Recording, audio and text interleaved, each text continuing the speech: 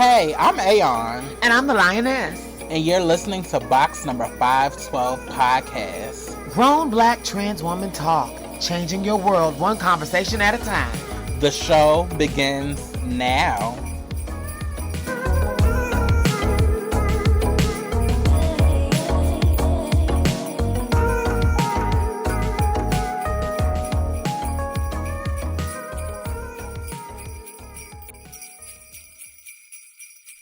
Hey, you guys, Merry Christmas! Ho, ho, ho, ho, bitches!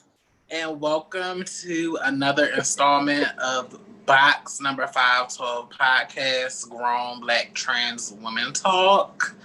I am Aeon. And I am the Lioness. Happy holidays. Yes, happy holidays. If you're listening to this, then it is actually Christmas, and we hope that you all are having a safe and joyous holiday, whether you're with family, whether you're not with family and you're home by yourself. We hope that by hearing our voices and getting a brand new episode that it brings a little bit of joy to you, to let you know that we are here with you and we're thinking about you. And this episode is a little different. It's not going to be an original topic, but what we're going to be doing is doing a light retrospective for some Just a of little our light. Right, some of our episodes that we want to highlight that we did in 2020. So get ready to go back on a time ride through 2020 so we can and if you haven't had the pleasure of listening to these episodes, then we highly suggest that after you listen to this retrospective that you go back through our catalog and listen to some of these episodes so you can get a more in-depth breakdown on some of these topics. But I can't believe we're at 39 episodes so far, sis. I can't either. This is so exciting. And I just want to say, for those of you out here who have been such wonderful supporters this year, it was very important to us that we give you this gift, this sharing on Christmas Day. I am a girl. I know Brianna's probably had her fair share of holidays as well that have been awkward. And I have done the holidays alone, and I have wanted to hear. There are times where I was alone, and I wanted to hear the voice of my sisters. And so we're just happy to be able to be here for you today, and it is an honor and a privilege to be with you on such an occasion. For those of you who are in travel, we ask that you be safely. You be safe, that you remain, doing everything you can to prevent the spread of infection. Remember to wear your mask and take care of yourself. Now, sis, before we go further, because it is Christmas after all, me being Miss Icebreaker Pussy, I wanted to have a quick thing where can you tell us really fast about one of your favorite Christmas memories? I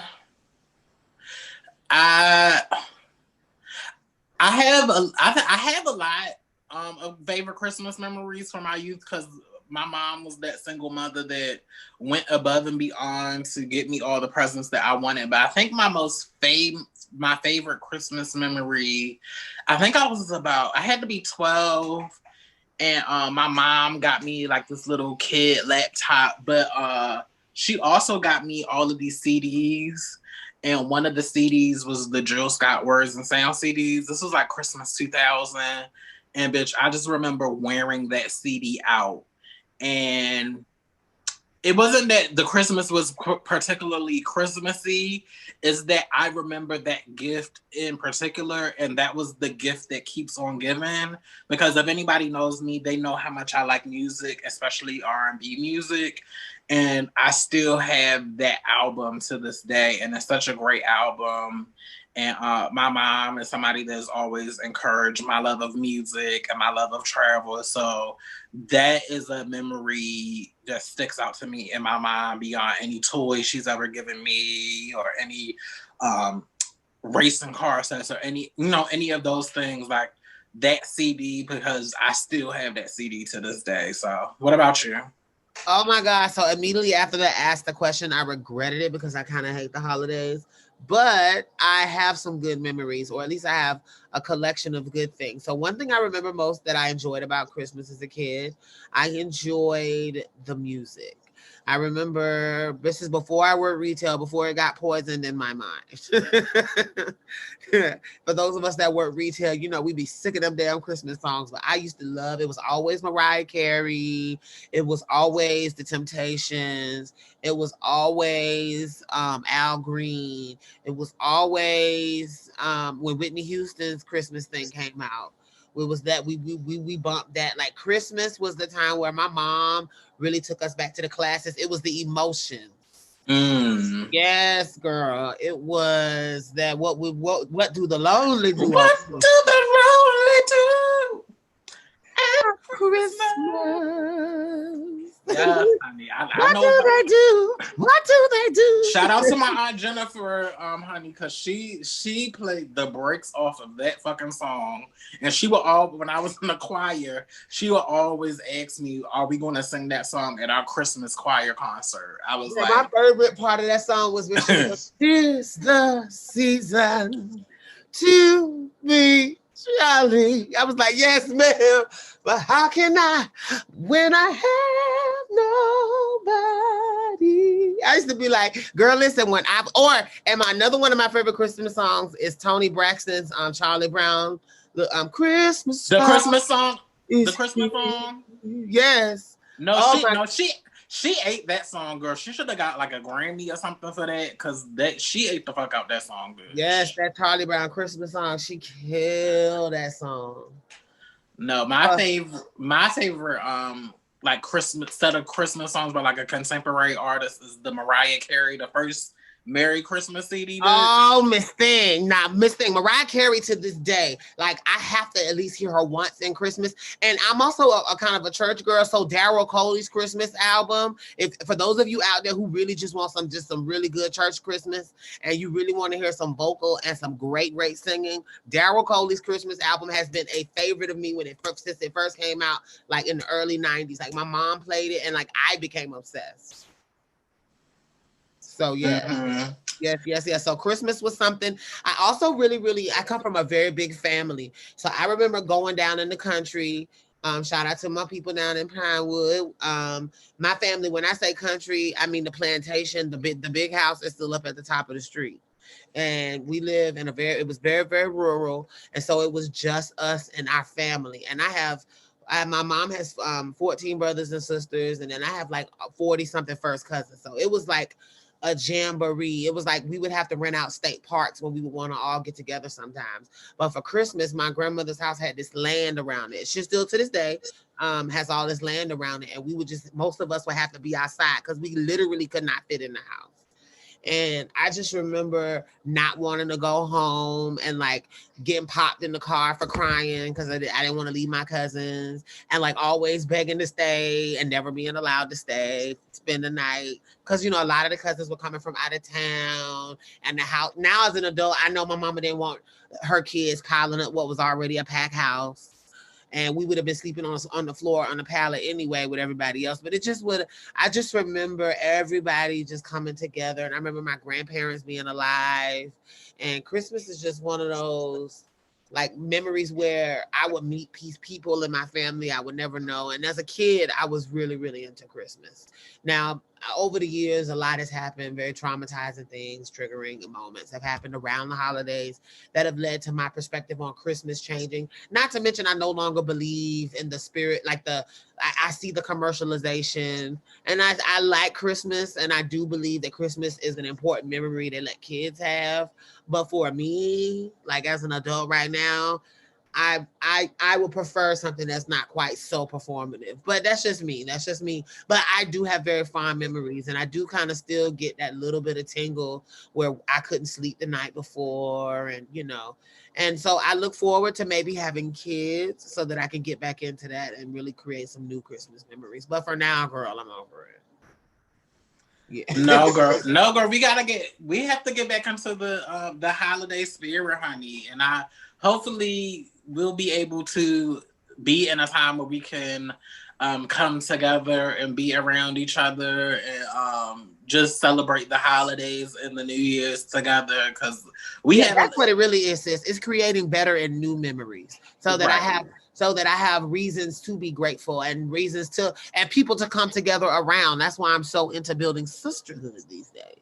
Because I right, really, really want to build like people that I can get excited to see on Christmas. Maybe it looks like girls' trips on those holidays, you know? right. So let's get into the retrospective.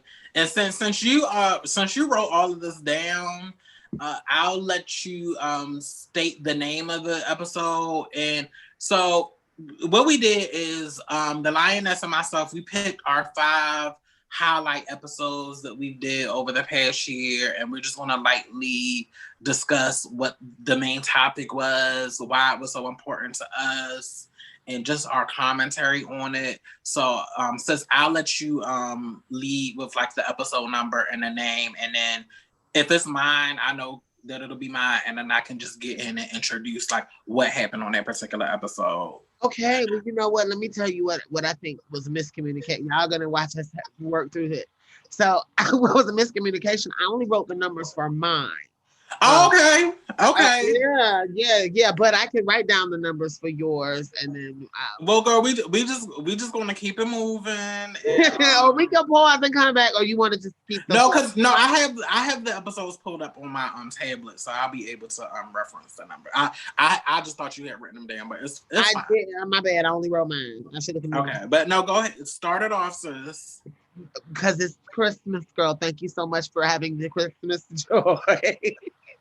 But yes. So I want to start out, and this is so what we with this top tens, we each wanted to give our 5 that we really we found were worthy to bring out. And so we had a pre-production meeting and we selected our 5. And my top 5, I guess I don't know if I want to do an order or not, but I think I will. So starting at number 5 being the not necessarily the bottom, but of the top 5, then we're going to start from bottom, 1 being my all favorite of the year. So my top 5, my number 5 is the gaslighting episode. That's episode number 15, and it is entitled "The Gaslight, the Sea Lion, and the Emancipation of Aunt Jemima." What I really loved about this episode was we were able to really get into the analysis of some of the psychological things that people do, that manipulators do, that narcissists do, that governments do, that people that want to wield and control power do to make people feel crazy. And what are the signs when you're being gaslit? We defined what gaslighting was. We talked about what it looks like in the context of a relationship. We talked about what it looks like in the context of like the greater community. I feel like the conversation was fun. We talked about what sea lioning is and how that's a tactic often used by men, where they ask what seems like an innocuous question for clarification. But it's the goal is to keep you explaining yourself, because no matter how many times you answer the question, they're going to remain obtuse and make it seem like they don't understand. And the goal is not to seek understanding, but to actually frustrate you and to make you seem crazy. So we talked about that. And then we talked about the emancipation of Aunt Jemima. We talked about how the PC culture has caused us to really, really fire a lot of our, or to cancel institutions that that uphold images that are negative in one way, but that also are staples in Black culture in another way, like Uncle Ben and Aunt Jemima and some of these other um, institutions, or institutions in Black food and Black culture, but that are the imagery might be rooted in slavery. So what I liked about it was I feel like you and I had really good conversations. I feel like we were able to really pull into our relationships. We were able to use actual information from psychology today. And I remember we incorporated that in an episode. So that's my number 5. What did you think about the episode, sis, before we get into your number 5? I think it was a good episode. I think that episode we recorded it and it was released during like the height of the George Floyd thing and everybody and their performative activism and white people magically getting awareness that racism exists and we need to wear the Black Lives Matter shirts and the kente cloth headbands and like people were really just doing the most, and I think it was just us attempting to get to the root of a lot of this performative activism, just to show that niggas really don't want to change. They just want to appear that they are woke and they are down because now it's incentivized to do so. But I remember a particular part of the conversation that they with Aunt Jemima, they wanted to change the mascot, but they didn't want to pay her family. And in fact, the mascot was made in an image of a Black woman who was not even paid for her image or her likeness to be used. And when you look at these companies that are like billion-dollar companies that are also like companies that are getting $1 million bailouts, and the least you can do is change the icon, but you can't pay this woman's family for so I like that we were able to expose that. And I'm looking at the show notes, and I think when we recorded this episode was around Father's Day, and I had a really rough weekend mental health wise. And I'm just happy that I'm still here. And for anybody that's going through like severe depression and suicidal ideations, like I'm not going to tell you not to feel the feelings that you're feeling because they're valid. But you know, we're just happy that you're still here. I'm happy that I'm still here. And since that particular point, I'm glad that I've put in the work to get to the point where I can sit in the pain and not try to avoid the pain, but sit in the pain with a purpose and envision what I want my life and what I want my future to look like. So I think this was a very like an educational episode, but it was a cathartic episode for me, just what was going on with me personally at that particular time. And really fast, I want to say because that was, and I'm glad you pointed that you clarified that, and I want to say this is Christmas Day. My daddy's birthday is tomorrow. I love you, Daddy, and I want to say, since this was the Father's Day episode, I love you then, I love you now, and I look forward to our relationship growing in the future. And like, and for those of you who have been following, I think I might have even talked about how that relationship is something that is I cherish now. So I know we talked about it in another episode as well, but yes, yes, shout out to my daddy. Yes. So sis, episode number 5 for you on the list. What is your number 5 episode? Um, I'm gonna start off with Confessions of a Transgender Nonprofit Health Worker.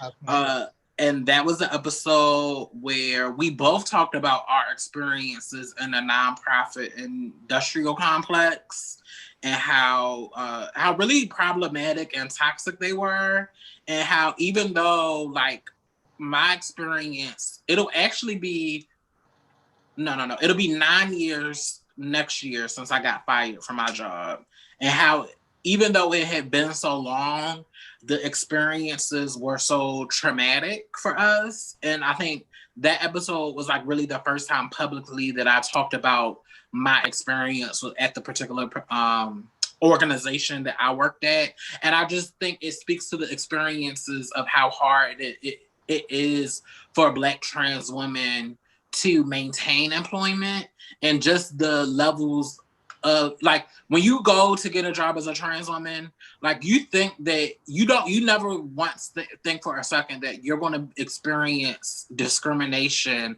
at a place that claims to cater to trans folks. Now Like that you expect it to, like if you go try to get a job at a church somewhere, at a religious hospital, or somewhere that is blatant, like that is obviously anti-trans, but there's so many trans people, especially Black trans women, that try to go to these organizations because their intentions are pure and they want to help community, but because of the systems that are in there that are designed to tokenize us, to commodify us, and not really support our leadership, not really support us liberating our community, but really support keeping our community oppressed so we can exploit them.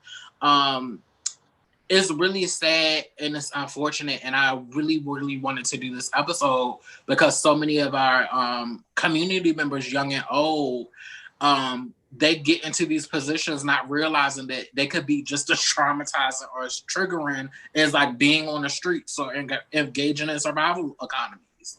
You know what? And I'm sorry, sis. Go ahead. and from what I've heard from people now, like stuff hasn't changed, and it kind of speaks to why so many Black trans-led organizations exist now, because we had to work outside of the system to get the things that we want, because we're not support. And it doesn't matter if it's a white person at the helm or a Black person at the helm. Just cis people in general don't respect the leadership of Black trans people, especially Black trans women. Come on, sis. No, sis. You know what? As you were talking, I remember how triggering that episode was for me, because I remember us really, really unpacking how we work in these communities, we go to these community centers, we trust these people, and ultimately the nonprofit industrial complex has set up to where we're often the face of organizations that are not serving our needs, and even worse, traumatizing us, even worse, in some cases victimizing us, actually taking advantage of us. And I just remember, just even in recalling some of the abhorrent things I had seen behind the scenes, the very callous ways that people are treated, clients are treated, and most importantly, staff, leadership, and community is treated by some of these nonprofit organizations. How our healthcare is essentially still very much about experimentation, and it's very much about pathologizing our experience. Like, you're not really concerned about our full wellness, only as it relates to grants. It's just so many different levels to it. And I think that episode, we did a really, really great job of just unpacking how some of the places that we consider safe spaces are can need to reevaluate what is safe for us, what is safe for us as Black trans folks.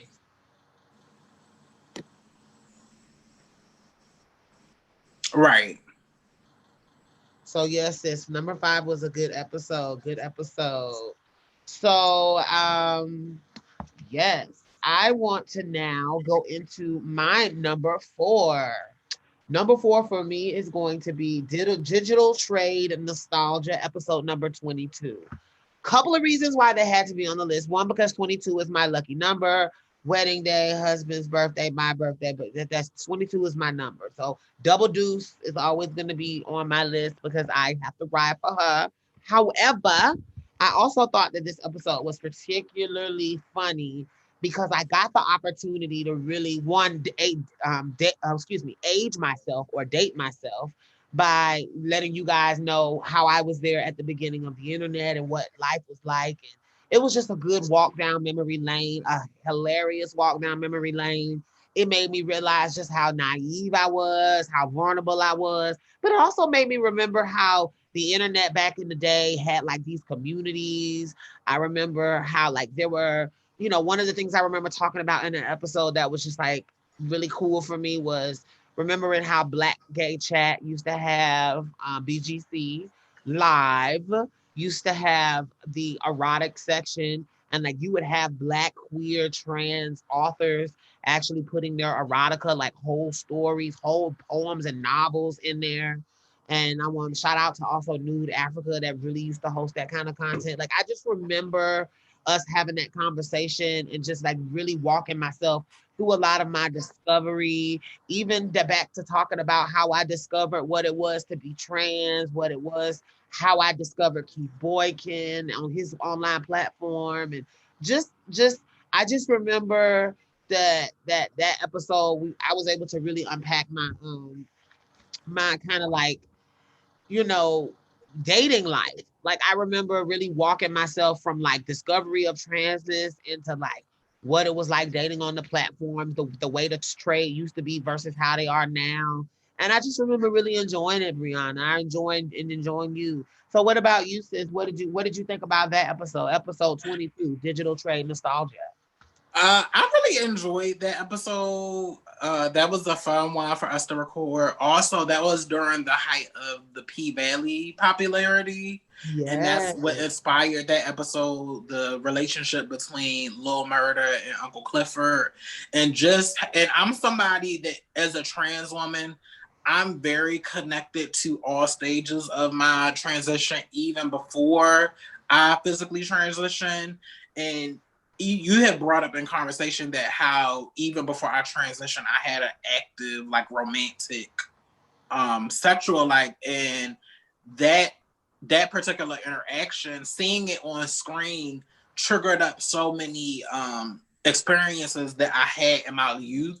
So I think I'm happy that we were able to unpack that, especially for some of our young listeners and followers, to, like, let them know that even though things weren't as open as they are now, like, we still had fun, we still found each other, we still had experiences, and they meant a lot more to us because it was so, like, random, it was so secretive, but it kind of almost made it better and treasure. And I will just never like, it was a scary time in my life, it was an insecure time in my life, but it was a time.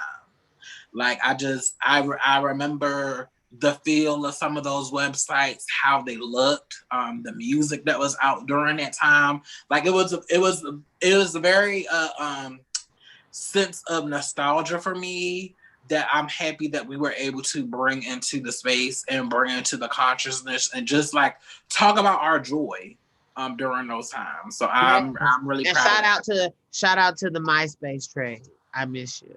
yeah, the MySpace. And I think we really broke it down because it was levels. The MySpace, the Backpage, the BGC, the Craigslist, like, it was a time. And Miss Thing, if you were not there, you missed out, because trade today is not today's version of trade, is not really trade. They're queer. It's a washed out version that's been dipped in queerness. Like, it Yeah. is Trey back then is, bitch, I want to have him, but he might punch me in my eye, but I'm gonna do it anyway. Like, that was sure. I'm gonna risk this L, bitch. Right. It was the trade of the trade of there was no real way to, like, have all these deep ass conversations about what you like, top, bottom, verse. It was in the moment. Right. Taking a risk to reach a hand a place where you might get right. And just how we socialize with each other in community. It was going trade where you could get them. Right. And then just, like, finding your first set of girlfriends in community, how a lot of us originated offline, and how we went out to the clubs, because a lot of the places that we used to go to clubbing and socializing, they're no longer open. Like, they were closed before the pandemic hit. So it was good to just, like, go down memory lane and revisit our youth, and I enjoyed that episode. Yes. And like you just said, oh my God, sis, shout out to the old establishments that are closed. You young girls will also never know what it was like to really be at, like, the peak of LGBT club culture, particularly in Atlanta, in the South. Oh my God, y'all missed out. Oh my God, I feel so and in Baltimore and DC, because there's some places here in DC that I just gagged that they're just not open no more. Yes. And in Baltimore, they've closed before this pandemic hit. They closed all of the clubs for the girls. It's no more Hippo. Well, Hippo been closed, I think, before I left Baltimore. But Hippo's closed. The Paradox is closed. Buns is closed. Even the white queer clubs are closed in Baltimore. And in DC, Miss Delta Elites. Bitch, I used to be up in Delta Elites, like, before my transition, and, like, the early years of my transition, used to be up there getting my motherfucking life, bitch. And we will not, like, it was a club located in, like, a black neighborhood, girl, in a shopping center. And it was just so inconspicuous. You would never know it was a club. Wow. And like you would go in dry and cute, and you would come out wet and sweaty. And then the tranny chaser used to be a couple of blocks down with flashes, lights. And I got in the car one time and was making out with a girl. Bitch, it was a time, bitch, and we will never get. Oh Lord, oh God, I miss Delta. And Delta was where you would go, and I would run into all of the pieces they used to play like they were straight, and I would bump into, or like the pieces I went to high school with, the pieces that I worked with that I saw them passing that would give me shade, and then I would bump into them, tap them in the basement level where all the butch queens had that shirt off and it was steamy, and I'll be like, "Hey, girl." Ooh. Like that, that's how, and then they would come together, and then by the time the night is over, like, can you please keep my secret? Like, you safe with me, just don't throw me shade. But yeah, girl. Oh Lord, let me move to my episode, girl, because That's how you know we that could was a good one. literally talk about that all day. So episode 22, that was a good one, y'all. Y'all tune in. So now, what was your number 4, sis? Let me see. I think I'm going to go here. The Power of Trans Images episode, that was number 16. It was a conversation about Disclosure, the documentary that had came out on Netflix over the summer. And I thought it was really important for us to dissect this documentary, because I feel like it was so many things that they talked about that triggered up memories and that triggered up experience for somebody that is trans, that grew up through some of these media events, and remember how the adults around me and the people around me reacted to the media images. And it goes to show how also media shapes a lot of the experiences that we go, a lot of the negative experiences that we go through. When people try to say, oh, well, it really representation really doesn't matter. Like, actually, no, it really does. And also, I think we talked about like just the different types of representation that we want to see. But I just think it was really important for us to just unpack some of the stories in this documentary and just like give our honest opinions about how we felt about him. And I think everything that I saw in Disclosure like triggered something in me that I remember something from childhood about, Yes.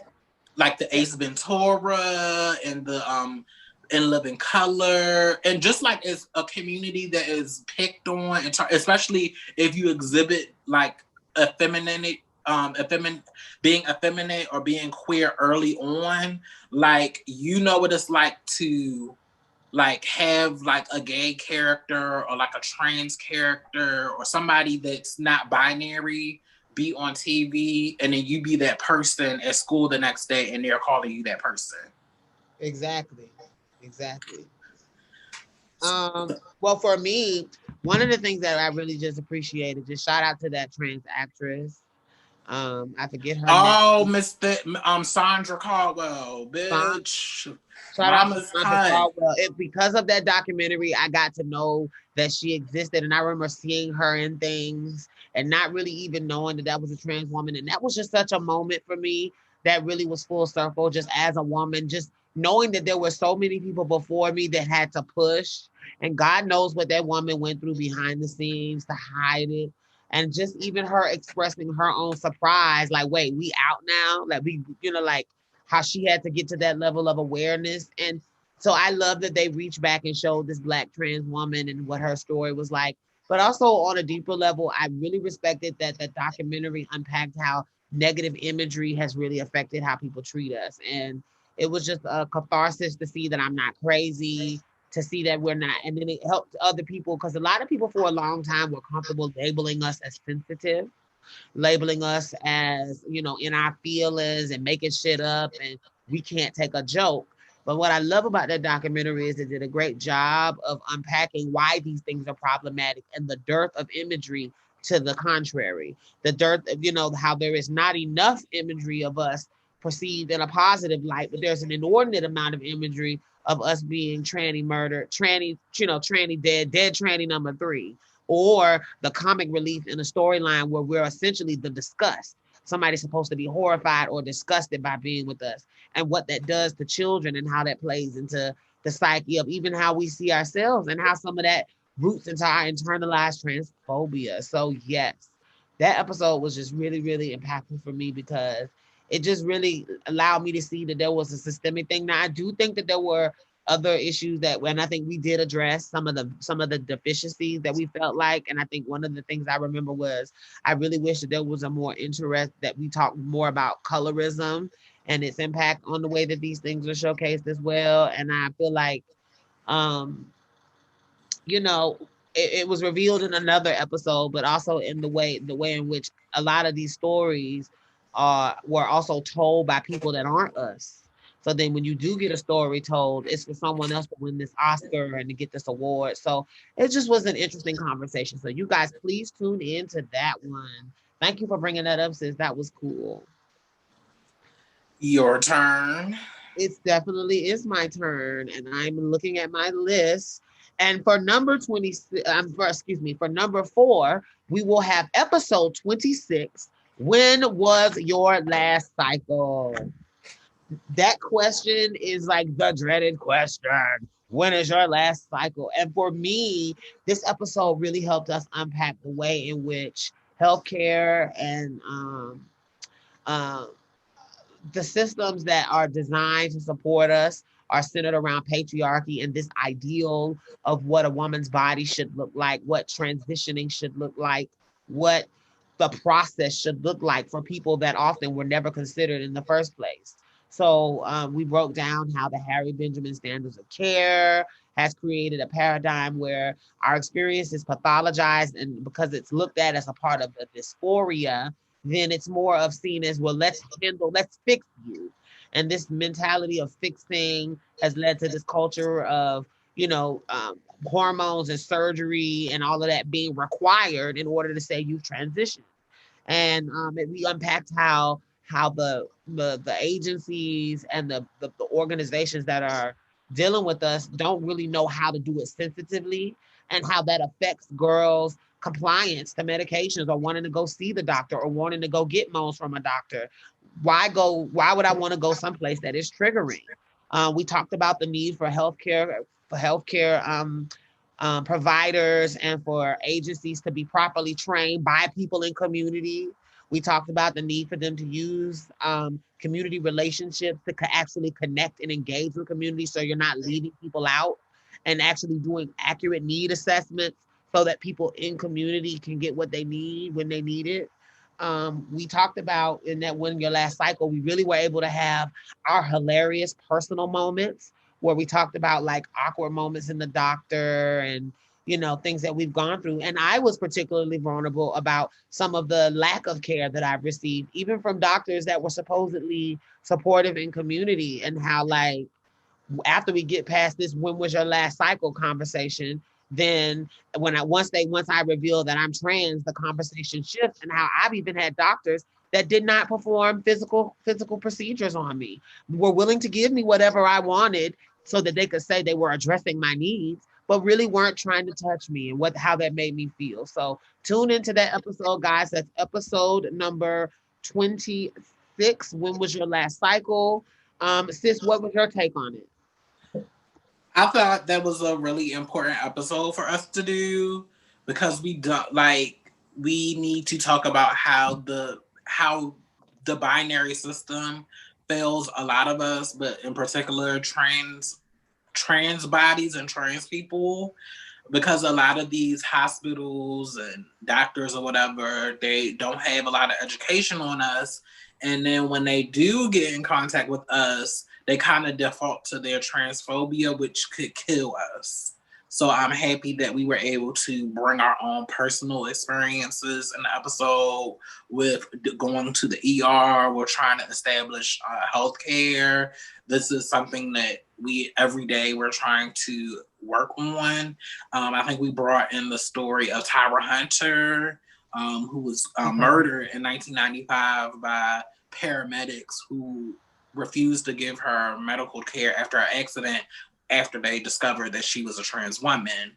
and just how transphobia is pervasive in the medical field, from the doctor all the way down to the auxiliary help, the person that's filling out the forms, and just how they wield so much power, and how you're really, when a hospital, or when there's no laws, there's no safeguards, no protections, like, we are really out there, we're really on the line. And I'm just happy that we were able to bring that into the consciousness. And as always, we were able to, like, just really break it down. Like, what does it mean to get sick or feel like you're getting sick? And what runs through your mind as a trans person that needs a doctor but knows that transphobia is real as fuck? Exactly, exactly. And I also think that this was around the time, if I'm not mistaken, that there were some critical bills regarding trans health that were being decided. Um, was this around the time that the woman died before she got to see her victory? I forget her name. Oh, from the Supreme Court. Yeah, I think it was kind of around that time. It I was know kind of we talked about her death on another episode, but it was right, right, kind right. of But I know it was still something that we were. It was this in this decision in that time. right, right.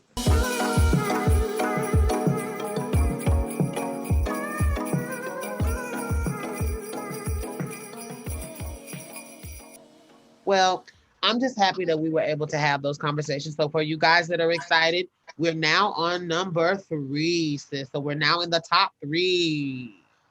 So, or did you give your number 4 yet? No, I did. I think I did too. I think I did. Yeah, I did too. Okay, cool. So now we are up to number 3. And so my spicy number 3 will be, I'm going to add one in right now. So it's going to be episode number 20. Give Angelica her motherfucking thing.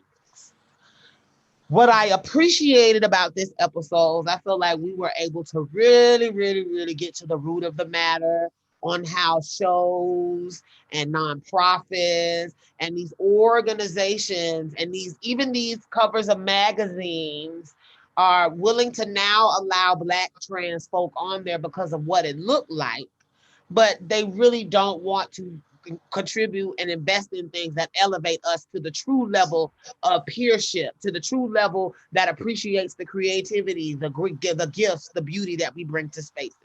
And in this episode, this was around the time that there was a huge Emmy snub, and Angelica Ross nor any other member from the world famous show Pose, were none of the Black and Latin trans characters were given any awards, and as a result, there was a controversy. And the one individual that did get was the darling of the awards that year. Um, what was his name? Who? The gentleman that wears the fabulous clothing. Oh, Billy Porter. Billy Porter. Yes, I did not want to be disrespectful and butcher that man's name because he's done a lot for community and he's very, very talented. However, he was not a very good advocate in that moment because he did not stand for his sisters nor make any comment, and basically made the narrative turn into, we need to wait our motherfucking turn.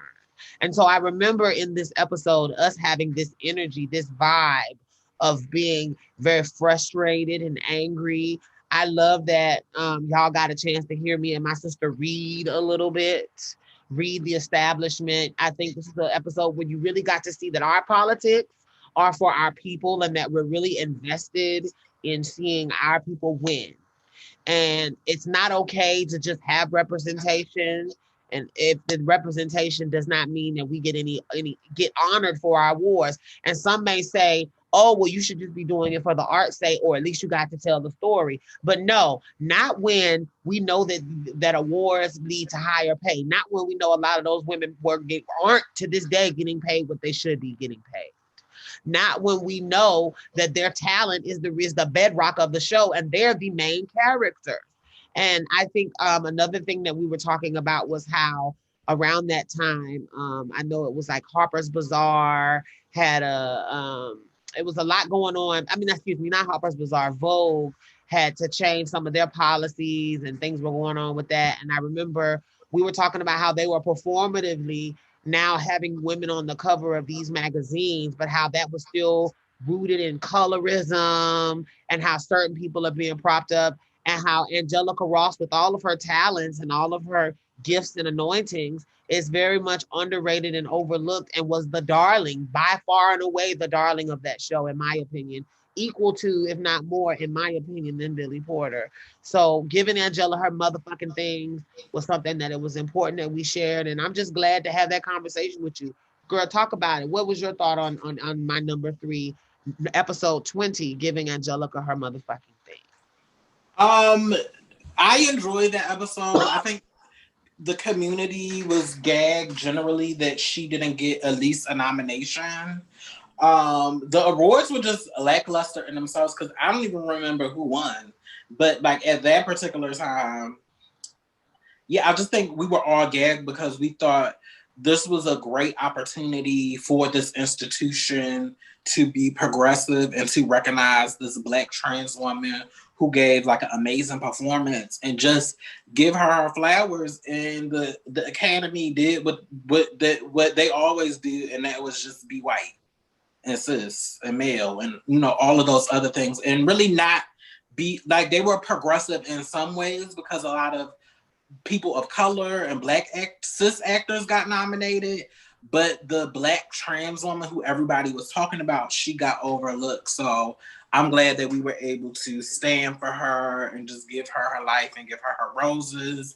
And Angelica is thriving. Matter of fact, she does a show on Monday nights, The Turning Point, and it was really good. I got to watch it last night. Yeah. Angelica's just is one of those people in our community that is just going to do great and big things. So I'm not worried about her. It just really sucked that she didn't get her recognition. Also in that episode, I see we talked about Shea Coulee winning All Stars 5 and how excited we were for like RuPaul's Drag Race. This was the first year where everybody that won something was Black. And I don't think we'll ever see that again anytime soon. So it was great to celebrate Shea Coulee and Jada Essence Hall and Heidi N Closet. And I don't think at this time the winner was crowned, but the winners of Canada's Drag Race was a person of color. She was like, she's from some island in the Caribbean, but Priyanka won. And then from what I heard, I didn't watch, but the Drag Race Highland, that person, the person who won that is a person of color. So it was just a great year for Queens of Color. We also talked We about talked about Angela's. the. Oh, I'm sorry, sis. Yes, we did talk about the harassment of trans masculine men too. I forgot to mention that. Right. Angela Stanton and her antics, but the man that she harassed, they just him and his partner just came out with some new commercial for Lexus. Oh, So that yes, feel featured like their, hell we ride. yeah, they featured their family, so they're winning. We and then I think I brought in a dating experience about, I think at that time I think I was still living in Chicago, but men being DL and just playing all of these damn games and not sending their pictures, and how I wasn't having the bullshit. Right, I So remember that. So, and we talked about the larger phenomenon of what of the DL men who refuse to send their pictures, and then how they attempt to pursue us, and they want us to trust that you're not a serial killer when you're not even really to give me the bare minimum. So, yes, girl, that was. I remember the key of that episode too. right, and it's just like, okay, Oh, girl. oh, oh, let's not forget also, Brianna, also you had an op-ed in the magazine. Let's talk about it. And we talked about that in the episode. Let's remind our viewers of that. Well, it was just an op-ed discussing Angelica Ross and her getting snubbed, and then as a result of that op-ed, I had to wait an additional couple of months to get my payment. But that ultimately got resolved. But I was over it that I had to wait to get my money, and I think I can't remember what episode we followed up with that on, but I got paid. But just pay Black creators up front and don't have to make us hunt you down for what we're Or owed. use our platforms to make you do the right thing. Right. Yes, like we want to wield our powers to talk good about you. We really don't want to have to read you. So shout out to them for Well, rectifying. I don't, bitch. I got to the point. I don't mind, bitch, because y'all gonna fuck me over anyway, bitch. So bitch. I need to speak my piece, bitch. Right, Because but I'm saying we would rather you not have to fuck us over. Like I would rather not be fucked over. And so hopefully by the example of how of knowing that we are empowered and we're going to say something these days. And while I'm glad that you were able to get your story in the end, and I'm glad that I'm saying you that was a moment for you and we talked about it. I think it was important to bring up this op-ed, and I'm glad you are vulnerable again with that because that was a great example of how you can get excited about a moment and then you be scared to ask for your coins, your motherfucking coins. And while we talk about giving Angelica her motherfucking things, I'm glad you were able to eventually get yours then. yes, but make sure you guys listen to that That's episode. episode number 20. So my number 3 episode, I think I'm gonna go to episode number 31, the Black Coon Tract. And Yeah. that episode, that was when we were close to the general election in November, and all of Ooh. these black ass men rappers were starting to show their fucking ass and show how they were fucking siding with Republicans and caping for Republicans. And one of the people that showed his ass or showed how ill prepared he was, and we really haven't heard anything from him since, is Mr. Ice Cube and his plan for Black America, which was a whole bunch of bullshit. So we really leaned into him and just read him for about an hour about how not only was his plan horrible, but you also got played. And then when you could have doubled back and made it better, you just doubled down and you didn't understand why everybody was mad at you. And instead of humbling yourself and taking the opportunity to grow, you kind of just did nothing. So we went in. Also, I think this episode, but the cluster of episodes after it, our podcast became more political. Like I think the next couple of episodes that follow after this were heavily political because this was like the fucking election of our lives, bitch, and we were scared and it was tense. So this was like the start of our political analysis, and I think this brought a different perspective to our podcast to let folks know that not only do we care about the trans and the queer stuff, bitch, we can talk politics too. Like we are aware, we're in the room. We also feel a type of ways about stuff, especially black cis men constantly thinking that them using their wealth is something radical or something that's going to save us. So I'm really proud of this particular episode. And we also had fun reading him. And also we had critiques for the Democratic Party.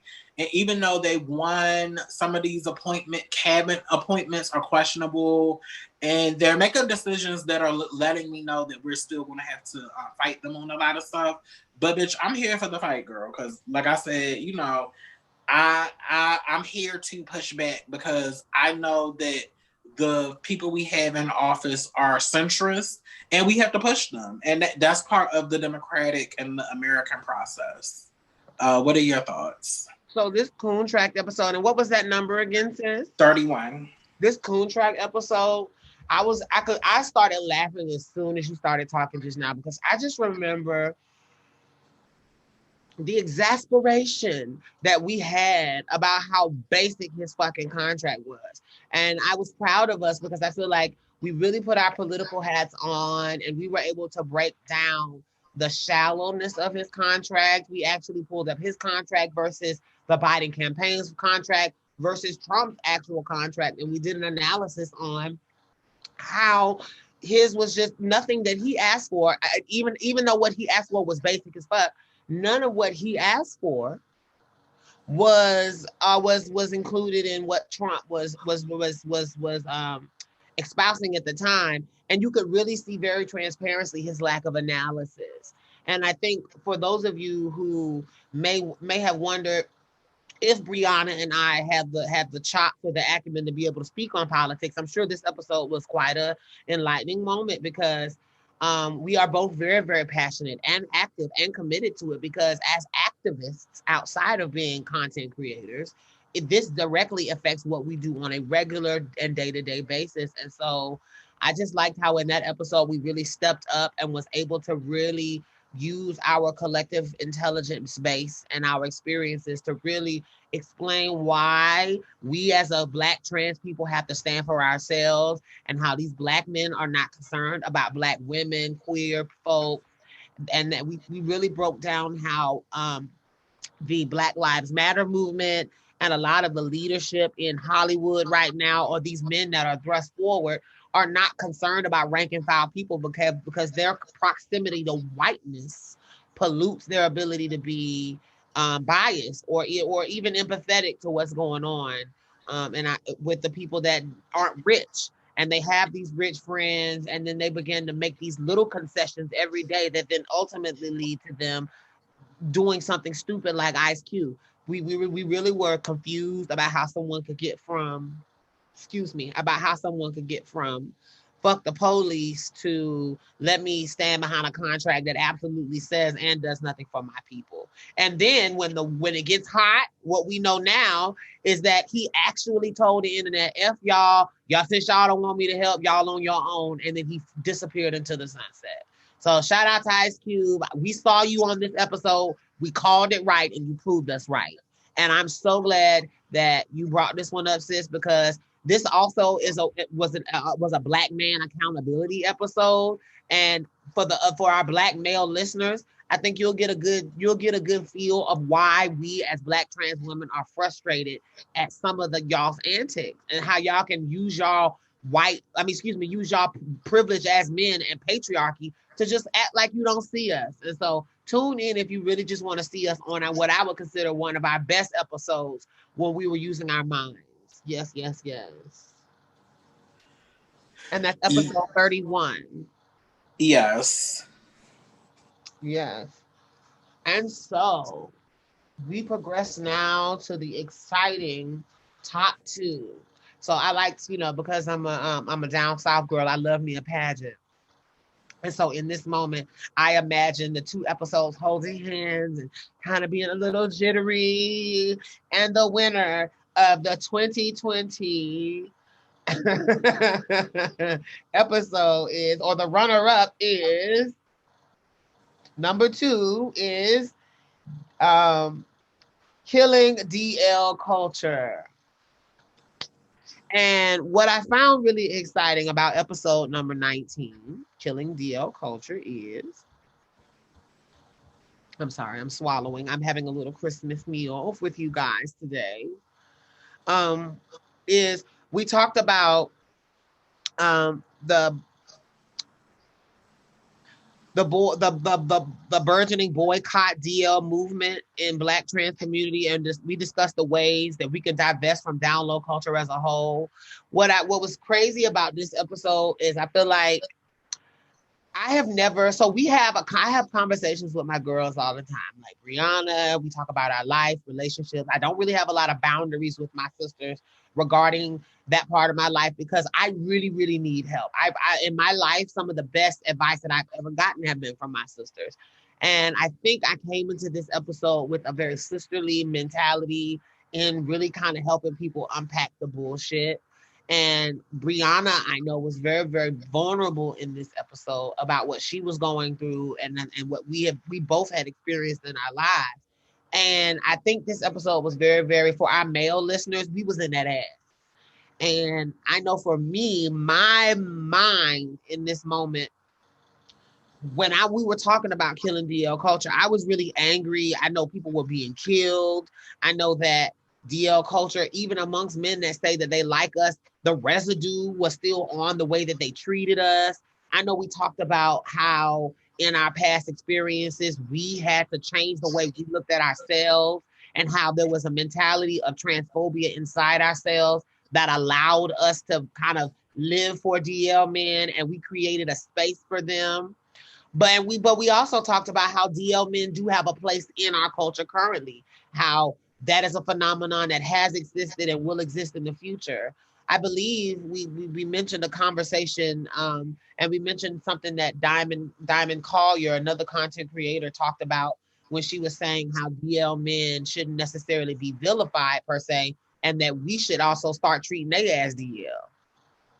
And so we were talking about what that's like and how and that's a really interesting conversation for our listeners that want to really understand why you may be dating a trans woman or getting to know a trans woman that's not giving you the energy that you would think she should give you. Maybe it's because she's perceiving that there's not a part of you that she can have access to. So she's treating you just as DL as you're treating her. So killing DL culture was also unpacking how DL culture has evolved in our culture, how it was in the 90s and the early thousands, and then now how today, how it's still people are able to hide behind the internet and even be and pretend to be more out and open than than they really are in their regular lives. And we were really critiquing a lot of men that take up space and really make it seem like they're concerned about trans women when everything about your behavior, your actions, your mind, your mentality, the way you see the girls is still D fucking L. And we really were talking about how, like, because of DL culture, it stifles the growth of a lot of women because a lot of us haven't really had real relationships because the men that have been in our lives wasted our time by making us feel like it was our responsibility to help them through their own mental issues around our transition. And so, and it was a more multiple part episode, but I remember episode 19, Killing DL Volume 1. I remember that to be a doozy, honey.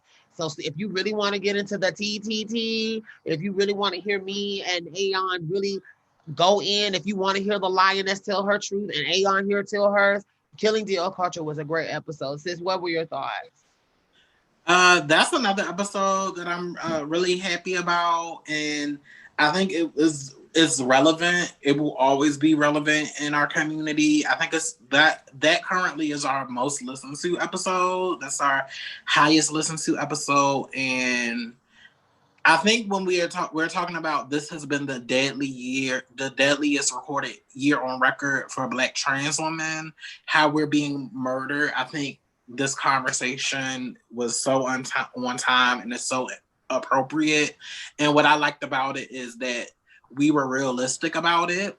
Like, we as individuals cannot change systems, but what we can do is control how we participate in the system, and we can come up with ways to divest and Right. to um, live, to curate space around us that is positive, that is transparent. And if men in particular aren't willing to abide by those rules, then that's somebody that you don't need to be around you. And I think this episode was kind of us putting our foot in the sand or drawing our line in the sand to let the people, especially our male listeners, know where we stand, and also what we demand of them and what we require of them, because it's not enough just to um, it's not enough just to desire trans women or to think we're sexy or to think you want to or to think that just to show that you're interested in us. It has to be something more than that, because DL niggas, like, dealing with if you don't have the experience to just keep it sexual, and you're interacting with the DL men with the hopes of turning it into a relationship, like that, you're causing yourself mental trauma that you don't need to cause. Exactly. Right. And we never talk about the mental health trauma and the mental health struggles associated with being somebody that is open and that has overcome so much to be this woman, but when it comes to dating and interacting with these men, you're overwhelmed because these men have no intent to reciprocate that openness and that energy and that trustworthiness back to you. And sometimes, Or even that commitment to their own wellness. right, and it can make you go, for lack of a better terms, it can make you go crazy. Yeah. So I'm just happy that we were able to be a stake in the sand, and we could realistically talk to our community like, these are the things you need to, not only these are the things that you need to look for, but rather than focusing on them, like, how much do you value yourself? How much do you want to be here? How much do you live your life? And what are you going to do to protect your peace? Like, what are your boundaries going to be, and what are going to be your consequences? Excuse me. What are going to be your consequences for establishing these boundaries? So I'm really proud of that episode, and I hope you guys listen to it. Yes, also for the brothers, we did talk about how the catch-22 of being a man that says he wants to step out in the world and own and be a part of his and own what he likes. And we also talked about how the world treats you. We talked about the intersections of how women can also help perpetuate DL culture by not allowing a safe space for their man to be open about his past. We talked about the shaming of DL men. So for you brothers out there, know that this episode, I know it's entitled Killing DL Culture, but this isn't killing you. It's actually killing the culture that doesn't create a safe space for everyone to be free, and how we all uphold the culture and unpacking that. So it's killing the larger thing. It's not you, the individual. So for my brothers out there, you might really, really enjoy this episode and know that we do look at you with a sympathetic lens. For sure. But sympathetic to a point for me. Sympathetic to a point for both of us, but I do want to say that the episode is not completely one-sided, and we were able to see it from both sides. And also see the way in which it's not just the fault of the individual man, that there is a larger culture behind it as well that we all participate in. So yes, that is episode 19, Killing DL Culture, Volume 1. Check that out on all social media platforms. So sis, what is your number 2? So my number 2 is number 28. A black Ken doll up in drags. I felt like we were really able to have fun and be silly in this episode. So in this episode, we talked about, there was a picture circulated around by this person that does doll recreations, or he creates dolls, and he created the Black Trans Lives Matter Barbie, which was very polarizing in our community. So we decided that we should bring that into the space of the show and really talk about how we felt about the doll, and we did just that. And it turned into a kiki session, but I like this episode a lot because we were able to bring our personality, like a lighter side of our personalities, but also on the same episode, we talked about our issues with stealthing, which is a form of sexual assault.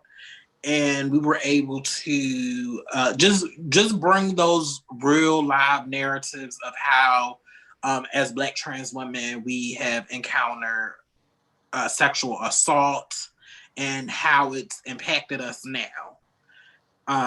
So we were able to have that conversation, and then we talked about, at this time, this is when Ruth Bader Ginsburg died, so we talked about her. Yeah. And we talked about the Breonna Taylor, the decision of them to only charge like one of the officers for her murder, and he got like a really like reduced charge. And I think we talked about misogynist. Something was happening with Tory Lanez, but overall, this was a key episode. This was a really fun episode, and I really feel like the people got to listen to our personality, especially when we were talking about this doll. And it was very reminiscent of just conversations that we have offline. So for that, this was one of my I really like this episode. And it is number 2, and this is episode 28, A Black Ken Doll Up in Drag.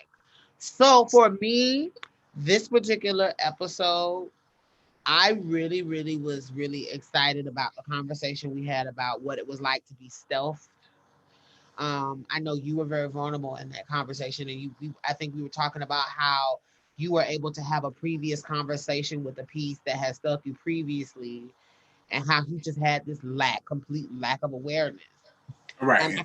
and I could really relate to that as a like a trans woman myself, and I know some of our listeners were able to relate to that, and that led to some really interesting conversations with some of the people that I counsel who kind of relate to even the guys relating to being that dude and how they look back on how they could be perceived by other people. So I like that part of the conversation. I was really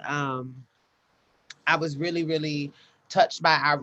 I think we did a great job of humanizing and really talking about Ruth Bader Ginsburg, the woman, but also I think we did a great job talking about her legacy and really unpacking for our listeners what that would mean and why we were so, everyone was hoping that she could hold out until after the election. And what we know eventually what happened.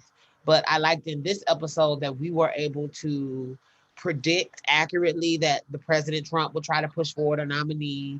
We talked about Ruth Bader Ginsburg's legacy and how a lot of her position did to really protect a lot of rights, civil liberties for Americans. And so that was just really powerful. And I just wanted to say, um, it just was interesting that such a great woman and her legacy was also an episode in which we had to address this bullshit of this black man and how misogynists like Tory Lane use their essentially some of the same things like transphobia to kind of deep to like justify hurting black women, to like play into the narrative that she's this bigger, more aggressive, and she's, you know, that she's somehow not vulnerable, and she contributed to her being shot.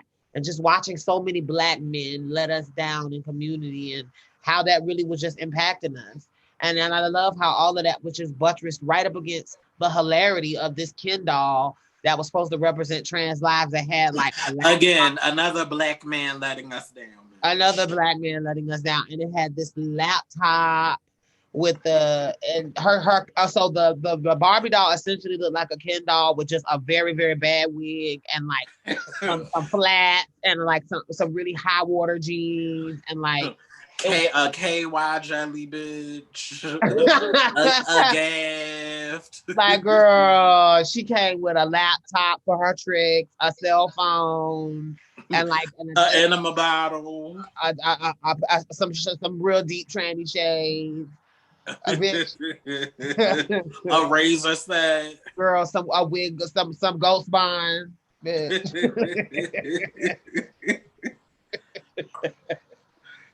Girl, she came with like a whole trend. It's just the hilarity of the read of like how even in when people call themselves doing stuff for community, how it just ends up being kind of fucked up. So this episode, yeah, girl, this was not informed. It might have been for community, but it was not informed by community. Clearly. And community clearly rejected it, and it was a hilarious just watching the community key about that online. And it was interesting watching our straight allies in their effort to get a key out of us, to kind of them holding that up like they were so like it was amazing, knowing full well that they were trolling and that we were happy with that because the RuPaul doll looked better, bitch. Right. So yeah, just in general, that episode was a good key for like just so y'all can see how me and Brianna kind of interplay with each other as sisters. This was really like like you just said, sis.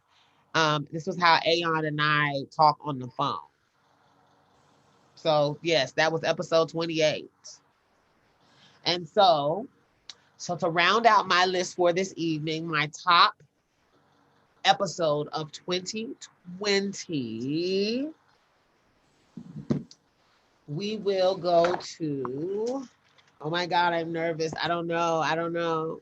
It's number 2, Trans is the Default. And even though I acted like just now, this episode was something that was easy, it was hard. As soon as I came up with this, we thought about this, I immediately thought of that episode. And for reasons that are both altruistic, and I feel like the conversation was good, but also personally. So I'm going to start with the personal reason why I like this episode. And it's because this was the episode that I really realized that we had something that had a little oil on it, a little gravy on it. So this was episode number 2. So this was very early on. Brianna and I were still forming our dynamic, and we were still getting to know one each other as just you know each other as sisters, but just getting to know each other as business women. There was so much undefined at that point, and I think we were both really, really trusting one another.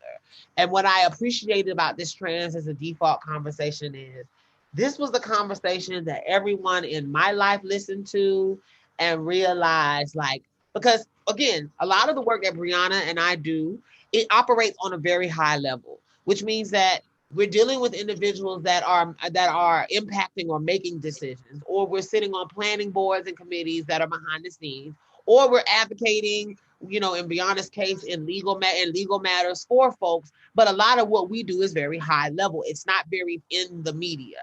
And this was when I realized that the media needed us. This episode really impacted everybody from my mom all the way to my extended family members. This is the episode that people came to me and said, "Hey, you and your girlfriend, y'all have something." And so that was the personal reason why I like this episode. But getting into the like meat and potatoes of it, this episode was number two, and it just was something. It was. I feel like we knew that we had something that we were going to do well together, but it was just we were really flying from the seat of our pants, and it just was just organic, and it was cool. And I feel like this is when we were really doing the after shows as well.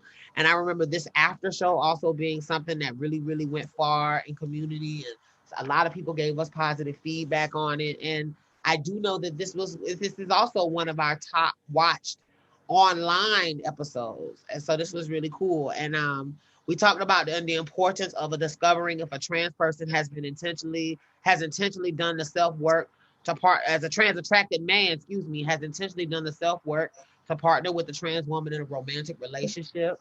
And that conversation really centered around us as community getting to the place where we no longer look at men that want us with this dirty lens and we cast them aside and we label them chasers simply for choosing to have a preference for us.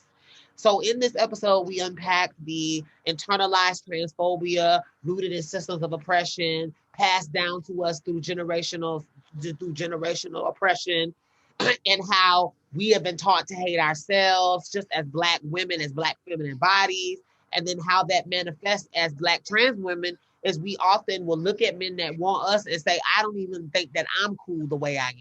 I don't even like myself. I don't even like my own body. How dare you want me? So we were talking about how in a relationship dynamic or in a dating dynamic, particularly in this online world, we needed to stop looking at men that want us as something that is a bad thing. Because ultimately, I think Brianna and I were open in our experiences about how some of the best relationships, some of the best conversations, some of the best friendships that we'd ever had have been with men that were cool with themselves enough to even have trans people as friends, to prefer to date trans women, that have been in relationships before, that actually were okay with all parts of a trans woman's body, pre or post, that were willing to be free enough not to try to label the bedroom and try to be defining. We were talking about really, really, this episode was where we talked about how the DL phenomenon that we uphold affects the type of men that we allow into our space. And so it really, really helped. We really, really talked about accountability and how you have to be accountable for what you allow in your space, who you allow around you. And that ultimately we decided, Rihanna and I, that we needed to make sure that we selected men where trans women were the default. It was important that we got to that place in our growth, me as a married woman, her now as this woman that is a professional that is entering into a different, that needs to have a different quality of man. We realized we wanted to no longer invest time and energy in trying to convince someone to like us in spite of who we are, not because of who we are.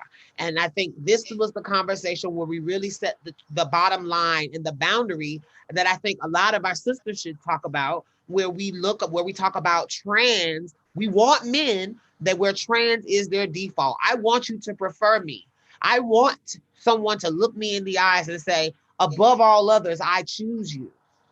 And that's not something we as trans women are used to or feel comfortable requesting. And some of us, it really affects our identity and we feel a way when a man wants us. And I think that Brianna and I were very vulnerable about our pathway to getting to this place, and how, and we talked about how at different parts of our transition it evolved. But ultimately, what ultimately anyone should want in life is someone that is choosing to be with them because of all of who they are, and the toxicness and the how it does not serve us as a people to not want people who choose you. And so trans as the default was a powerful conversation. And I think Brianna and I did a wonderful, Aeon and the Lioness did a wonderful job of breaking this down. I mean, because it does take a lot of self work. And it does require that they do the self work also to get to the place where they are okay with us and they prepared the table for us. And so there were so many levels to this conversation that were discussed. And that's why this is my 2020 episode of the year, number 2, Trans Women as the Default. Thank you. What did you think, sis? No, I really enjoyed that episode. When I go back and listen to old episodes that we've done, that's usually the main one I go back and listen to all of the time. I just think it was a really, I think it set the tone for our podcast and why we need a space and why we do what we do. And I just really, nobody never really talk. We really don't. We only had that type particular conversation like behind closed doors. So it was very important for us, especially for one of our earlier like foundational episodes, to really have that conversation. It was really important to me at the time because I was still getting over my breakup. And, now even reflecting and looking back on it, I rushed into my situation, not really knowing whether the person had me as their default, or now that I look back, I rushed into a lot of shit with that nigga. Like I can own that I rushed into a lot of shit, and then when shit got intense and feelings got attached, it got really hard to take my feelings out of it. So it was very cathartic for me to use that episode to work through some of my issues regarding my breakup and just my issue, as the single person on the podcast, to really use that to talk through a lot of the pain and the feelings that I was experiencing, but also using it to set the tone for, if and when I'm ready to date, what certain things need to look like for me going forward. And and for me, if I'm looking for a relationship and that person is looking for a relationship for me, there just has to be some certain foundational things that are established before we move forward. And you having you creating space to partner and be with a trans woman, that is very important to me. And I feel like that should be important to all trans women who are walking with these paths. And really, that's a bare minimum thing for these men to be doing. If they're coming at you and they're talking relationship and that's what they want, at the bare minimum, they should be creating the palace for you to come in, and they should be reassuring you that at least that part of their life and that part of their identity is settled, so you guys can move forward together. But I'm really proud of that episode. I think it's one of our best episodes. I feel like as we go on, that will still be one of our best episodes. And I think I'll go back to it just to empower myself, and even in my weak moments, just to let myself know that this is the standard that I need for me. So I'm really proud of that episode. I am as well. I am as well. So sis, what is your 2020 Aeon number 1 choice for 2020 Podcast of the Year award goes to? My number 1 will be number 24. a wedding fit for a lioness.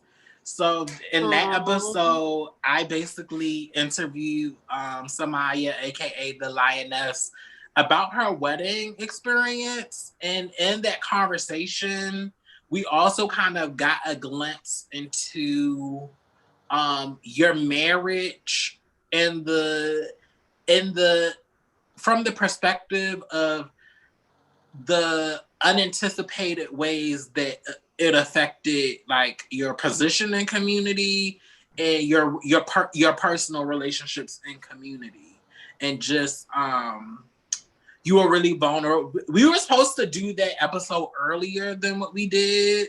But it was, for me, it was really important for us to do this episode because I feel like, especially in our community, um, I feel like some of the women, or a lot of the women, they have this romanticized idea about relationships and marriage and what they think it's going to be, and how it's going to be. But I really thought it was important for you to to give like a real perspective of how it was for you, like getting married, and like what that meant in regards to like what things changed, what things didn't change, and like just how did your village as a Black trans woman come to support you in this moment, and just what, like, if you had any advice for people, like what advice did you have for them? I really enjoyed the story with your father. I also, it was it was it was interesting to me how even in getting married, how trans women aren't exempt from misogyny, from not from your husband, but just like from society. Oh, yeah. So how people outside of your marriage perceive you and treat you because you're married to this man, and how they can kind of I think in an unintentional way kind of diminish you. Yes. And make you feel that like you don't have any value unless you're connected to him. And I like the conversation that we had around that.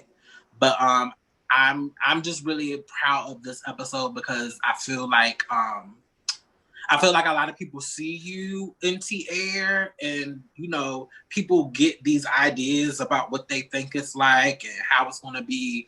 But in that episode and in that moment, you were really able to get the real of, and you basically told everything. You didn't hold back. And I hope one day we can have a follow-up episode where we're just talking about just like what does it take to be in a long-term like relationship, like not even marriage, but just like a relationship with somebody. What does that take in community? So hopefully we can have a follow-up to this episode. But I just really like that you were able to talk about your wedding in a way that was just human and was just, you allowed yourself to feel a lot of different emotions. So what are your thoughts about that episode? Oh my goodness. So if you guys, for your listeners at home, if you were to see me right now, you would probably see me blushing terribly, and you would see my hands over my head. And here's why. This plays, my relationship with my husband is something that, one, I cherish very much, and it's something that I work very hard to protect from a world that I know wants to make it a thing that they can put their hands on and define and explain and codify and organize. But I'm glad that I did this episode, and I thank you, sister, for dubbing it #1 for you and for the year. I find that very flattering. There is a part of me that is a bit nervous about, just in general, knowing that my relationship is so cherished for me, and that I was very vulnerable in that episode. I feel like I was very authentic about my relationship and its origin story, and just talking about like what it was like over the years, and what it was like with my family, and how initial encounters were like. And I'm glad that I was able to share that on my platform and control the messaging and how that went out. But at the same time, once it's out there, and that's just such a important moment for my life because my wedding is also my birthday. So then there's like it's tied to this deep feeling, and so then this is just an interesting thing. What I also enjoyed was talking about how it affected my relationships with my chosen family, with my community, and how even to this day, in a weird way, things are not the same and they have never been the same since I've been married, and how, in a community and in a world where this isn't something that is common, just even for the fact that I was with my husband for 4 years before we even got married. It still was something that a lot of girls had not seen. And this is a man that would go to conferences. This is a man that would come to events. And because of that, unfortunately, I feel like it made my image about being the married lady.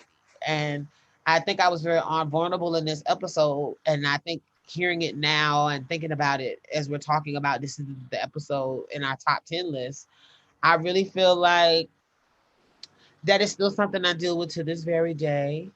I think that it feels a bit diminishing as just a woman who has done a lot in community, and that I feels like she has a lot to offer, for that to be the thing that is the most important thing about my story to people.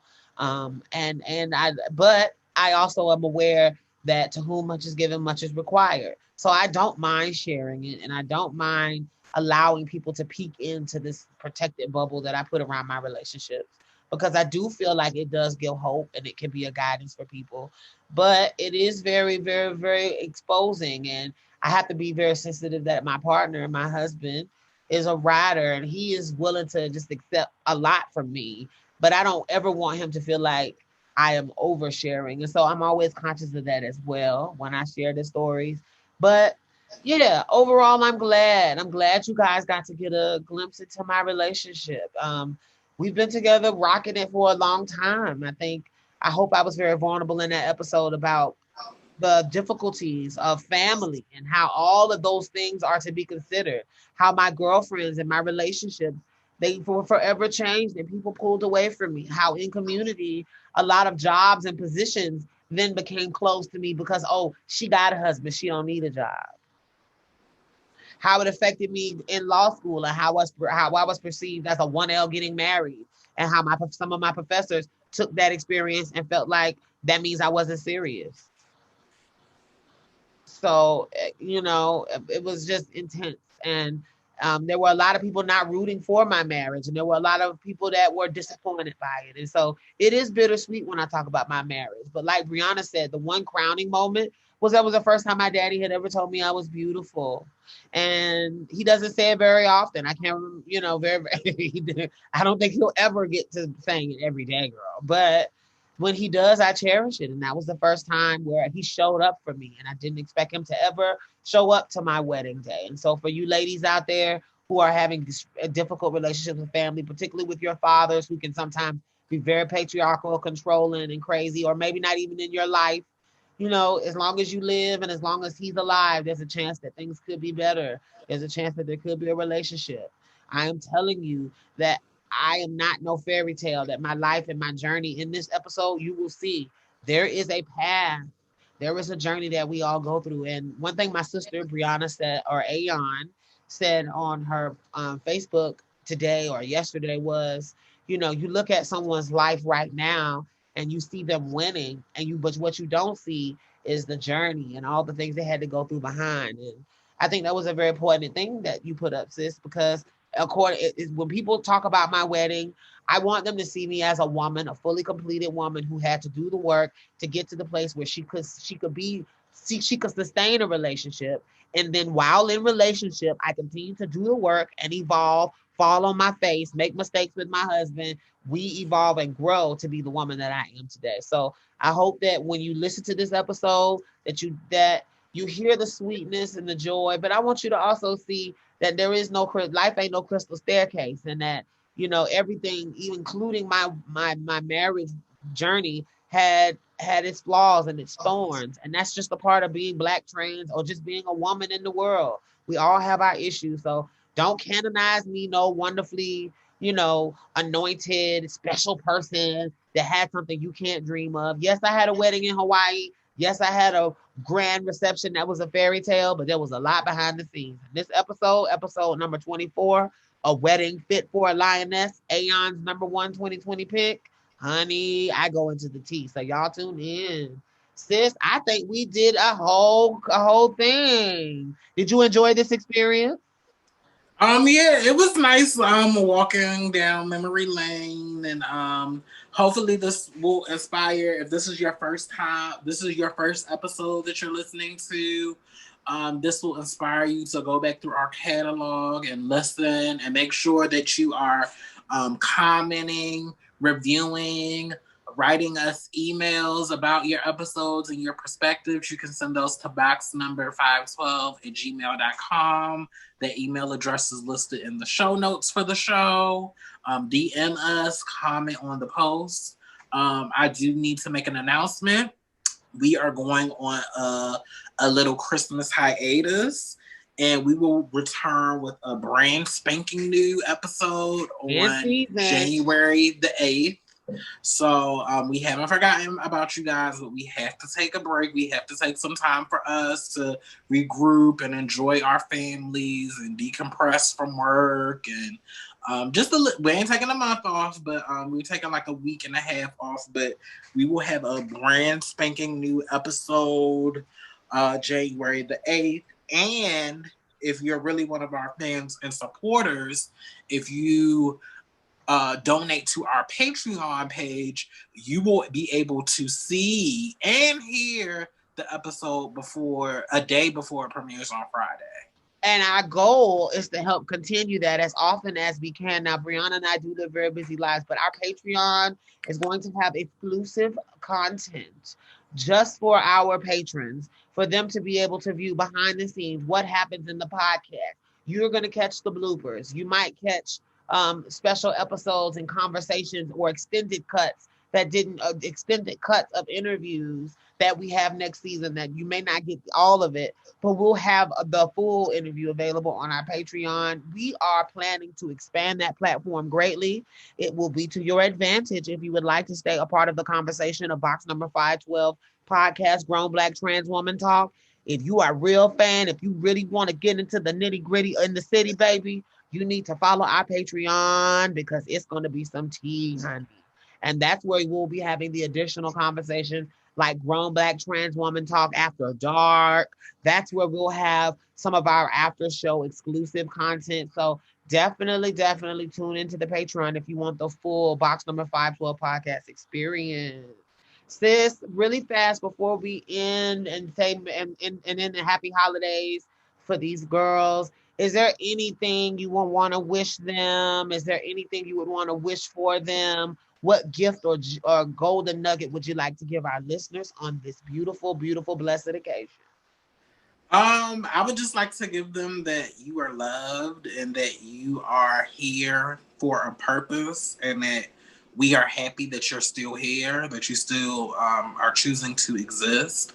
And even though the holidays can be a horrible time and very triggering time, that it's okay to feel that way, and you will be able to pull through. You will be able to get through it. And I really challenge you to connect with the people that care about you and the people that love you, because sometimes the way that like depression and stuff works is it tricks you into thinking that you're alone. It tricks you into thinking that nobody else is going through or feeling what you're feeling.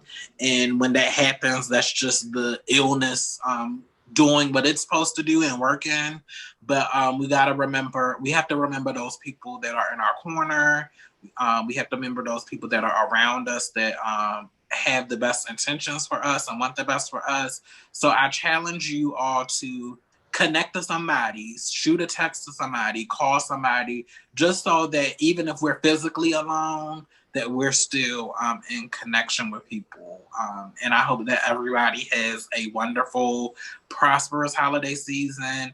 I hope you have a happy new year. And I hope in 2021, you are closer to your dreams, you're closer to accomplishing your goals, because we have a lot of work to do in 2021. And I am happy to all of our listeners that have ever listened to the podcast while you were cleaning up on the weekend, or you're driving to work, or you on a road trip.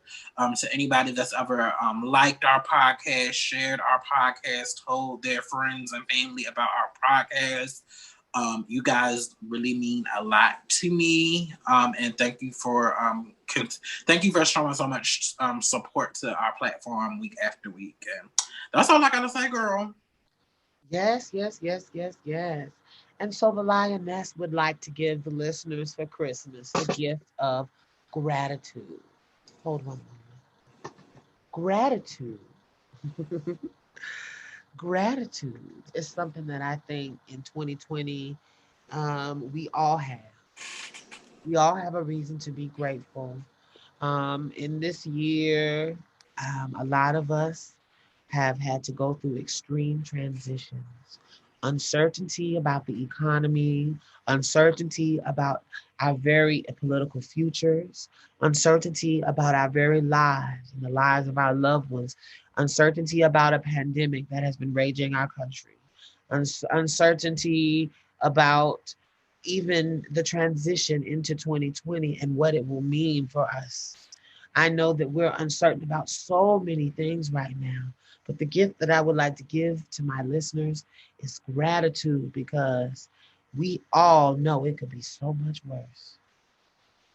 There are people right now that we all know that are, and a lot of us are grieving loss.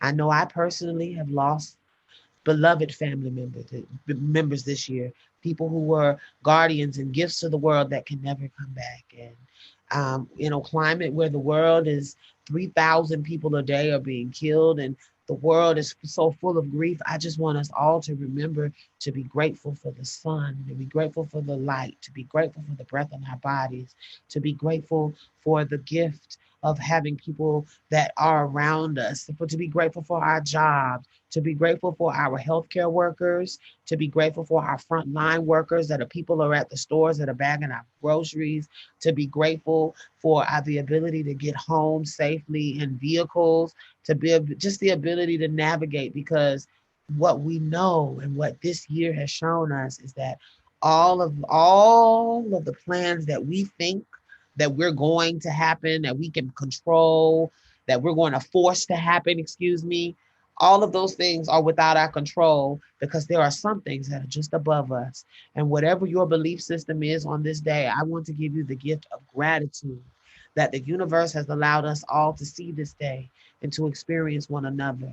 And I want to say that I am grateful for each and every one of you. This process, this sharing, this experience, this collaboration with my wonderful goddess sister Aeon has been one of the best things that I've ever done in my life. And I am grateful to each and every one of you and to my sister for allowing me to be able to have a safe space to be myself, for me to feel affirmed by having people acknowledge my gift and anointing and to really celebrate it, to have a sister that could stand next to me and that truly, truly, truly appreciates and values what I have to say, and that we can still be sisters and deepen and grow. So I would like to just take all of the gratitude I have for my wonderful family, for my husband, for my animals, for my babies, my fur babies, for everyone that just has poured into me, my extended relationships, my connections. I have so much to be grateful for in midst of losing people, in the midst of being worried every day about my parents and their health, in the midst of being worried about all of these other things. I think this was the best and the worst of times. And I would like to just pass on that we should all look to try to see that the glass is half full, because it is not just half empty, because there is light at the end of the tunnel. I know that a lot of us are in stuck situations and we've lost people and we're facing things that we don't feel like we can control. But what we can control is our fear, as the way we look at things. And if you act on it and you work on it, you can pull yourself out of depression. And one thing that we've even talked about on this podcast is that 2020 is a year that has exposed a lot of mental health issues amongst people. And A lot of us right now are wondering if we have a place in this world. We're wondering if we're valuable. We're wondering if we're worthy or if we're enough. And some of us may have suicidal ideations. And what I want to do at this time is to encourage you to seek help, to encourage you to take advantage of the resources that are out there for suicide prevention. But most importantly, just know that if you could just be grateful just for the air in your body right now, and just hope that tomorrow is going to be there. And knowing that here at box number 512 podcast, Grown Black Trans Woman Talk, our goal is to always speak light and love into you.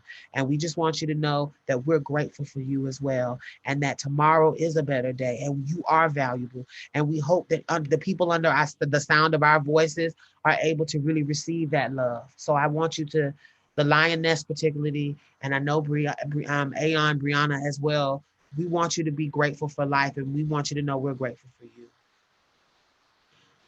you. What a year, what a year, what a year.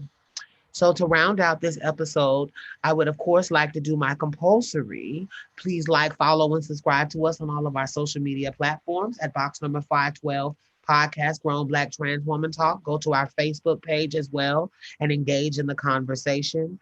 As we embark on this new season, know that there will be new content and new and exciting things beyond our Patreon as well. So stay tuned and pardon our progress as we grow and expand. We thank you for a wonderful year, and we look forward to many years to come. This has been a wonderful year, and this is the top 10 episode, or rather our top 5, our Fab 5 of 2020. And we hope you enjoyed this episode. Thank you. And this has been another episode of box number 512 podcast, Grown Black Trans Woman Talk. And I am one of your illustrious co-hosts, the Lioness. And I'm Aeon. Happy holidays. Happy holidays. Bye, y'all. Thank you for listening to another episode of box number 512 podcast, Grown Black Trans Woman Talk. Don't forget to go to our Anchor page to become a monthly sponsor. And also feel free to like, follow, and subscribe to us on all of our social media platforms. And also, please don't forget to rate and review our podcast. Every comment matters.